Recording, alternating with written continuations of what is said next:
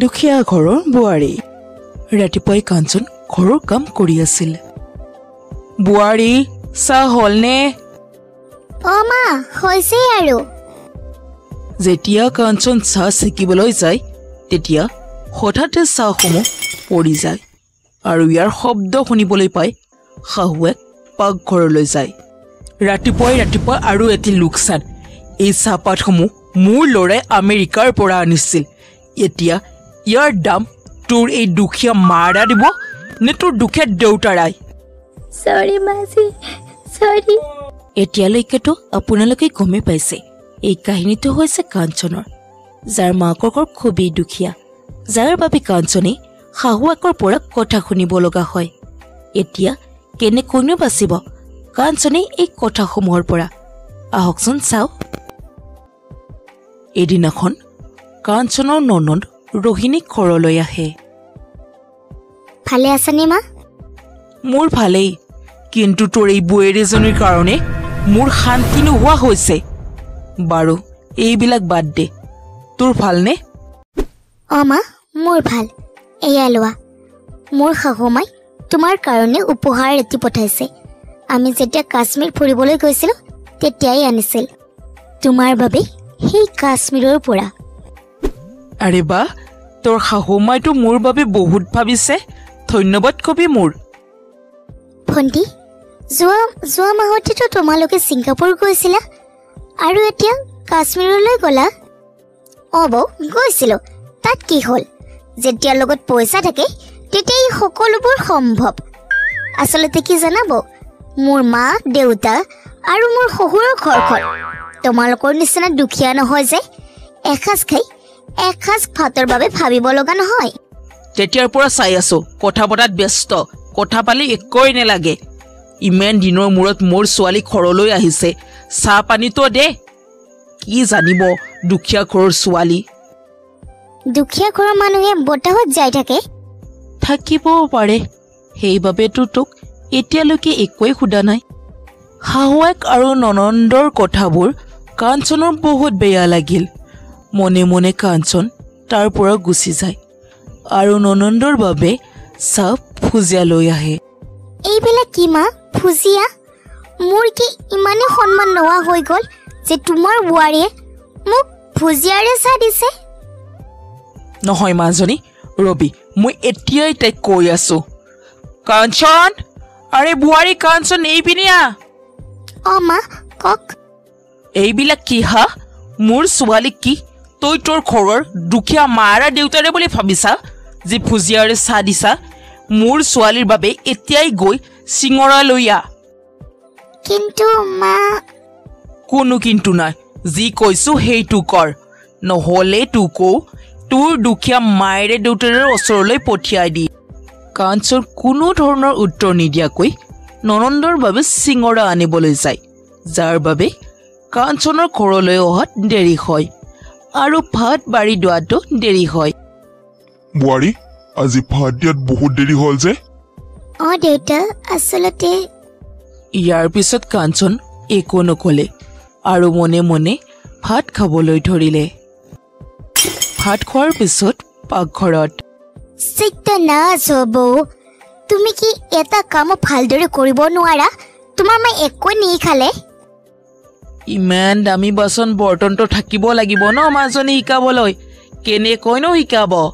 এতিয়াতো এইবিলাক চলিয়েই থাকিব, বাচন বৰ্তন ভাঙিয়েই থাকিব, নহ'লেনো কেনেকৈ গম পাব লাগিলে মাৰ ঘৰ দুখীয়া হওক, শহুৰৰ ঘৰ কৰৰপতি।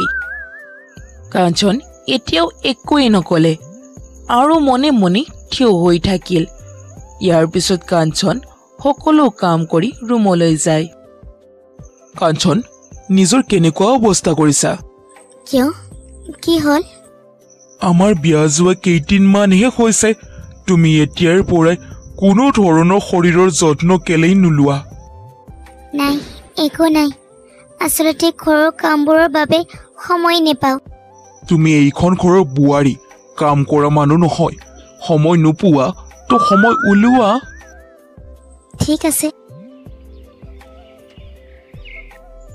যেতিয়া সকলোৱে কৰবালৈ যাবলৈ ওলাইছিল আৰে অ' মহাৰাণী, তই কলৈ যা? কিয় আপোনালোকৰ লগত? তেতিয়াহ'লে এই ঘৰখন কোনে চম্ভালিব? কোনো প্ৰয়োজন নাই তোৰ যাবলৈ, ঠিক আছে? ঘৰত থাকি ঘৰ চম্ভাল। কিন্তু মা, কোনো কিন্তু নাই, একেবাৰে মনে মনে বল ইয়াৰ পৰা। বেচেৰা ল'ৰা মাকৰ আগত একোৱে ক'ব নোৱাৰিলে। সেইদিনা আবেলি কাঞ্চন, আচলতে তোমাৰ লগত মাই ইমান বেয়া ব্যৱহাৰ কিয় কৰে? কাৰণ মোৰ মাৰ ঘৰখন খুবেই দুখীয়া, যাৰ বাবে তোমাৰ মায়ে মোক প্ৰতিদিনে কথা শুনায়। ইয়াৰ উপৰি যেতিয়া ভণ্টি আহিছিল তেতিয়া তাইও মোক কথা শুনাইছিল। এইটোতো বহুত বেয়া কথা হৈছে, মই মাক কওঁ ৰ'বা। নাই নাই নালাগে, মিছামিছি ঘৰত কাজিয়া লাগিব আৰু মই নিবিচাৰোঁ মোৰ বাবে কাজিয়া হোৱাটো। ঠিক আছে। এদিনাখন কাঞ্চনৰ মাক দেউতাক কাঞ্চনৰ ঘৰলৈ আহে। অঁ, আপোনালোক ক'ৰ পৰা? আমি মাজনীক লগ কৰিব আহিছোঁ। অঁ, আপোনালোকে নাজানে নেকি? ছোৱালীৰ ঘৰলৈ আহিলে কিবা এটা লৈ আহিব লাগে, কমচে কম মিঠাই অকণমান হ'লেও। বাৰু আহিলে যেতিয়া বহক। আৰে এৰা চফাত নহয়, ইয়াতে তলত বহক। ইয়াতে? অঁ, ইয়াতে। তেনেতে কাঞ্চন তালৈ আহে আৰু মাক দেউতাকক তেনেদৰে দেখিবলৈ পাই কাঞ্চন আচৰিত হৈ যায়। মা দেউতা, তোমালোকে ইয়াত কিয় বহিছা? ব'লা মোৰ ৰুমলৈ ব'লা। কোনো প্ৰয়োজন নাই কলৈ কৈ নিয়াৰ, ইয়াতে কথা পাত, ইয়াৰ পৰাই বিদায় দে। তেতিয়া তালৈ চন্দন আহি পায়। মা, বন্ধ কৰা, বহুত হৈ গ'ল। বিয়া হোৱাৰ দিনৰ পৰাই কাঞ্চনক তুমি বহুত বেয়া ব্যৱহাৰ কৰি আহিছা। কাঞ্চন ভাল ছোৱালী, যাৰ বাবে তোমাক এতিয়ালৈ একো উত্তৰ দিয়া নাই। কিন্তু মই মোৰ পত্নী এনেকুৱা অপমান সহ্য কৰিব নোৱাৰোঁ। যোনখন ঘৰত য'ত মোৰ পত্নীৰ সন্মান নাই, সেইখন ঘৰত মই কেতিয়াও নাথাকোঁ আৰু তাইকো থাকিব নিদিওঁ। আৰে বা বেটা, খনিয়াৰৰ পক্ষ লৈছা? এইটো দিন চাবলৈহে বাকী আছিল। মই কাৰো পক্ষ লোৱা নাই, যিটো সঁচা সেইটো কৈছোঁ। তই কি ক'ব বিচাৰিছা? তই এইখন ঘৰ এৰি গুচি যাবি, আৰু কাৰ বাবে? তোৰ এই দুখীয়া শহুৰৰ ঘৰৰ বাবে? অ' মা। ইয়াৰ পিছত চন্দন শাহুৱেক আৰু শহুৰেকৰ লগত কাঞ্চনক লৈ গুচি যায়। কেইবছৰমান পিছত, বাবা মোৰ ভুল হৈ গ'ল বাবা, তই উভতি ব'ল, তোৰ অবিহনে মই থাকিব নোৱাৰিম। আৰু বোৱাৰী, মোৰ ভুল হৈ গ'ল, ব'লা উভতি ব'লা। নাই, নাযাওঁ মই। বাবা, খং এৰ আৰু।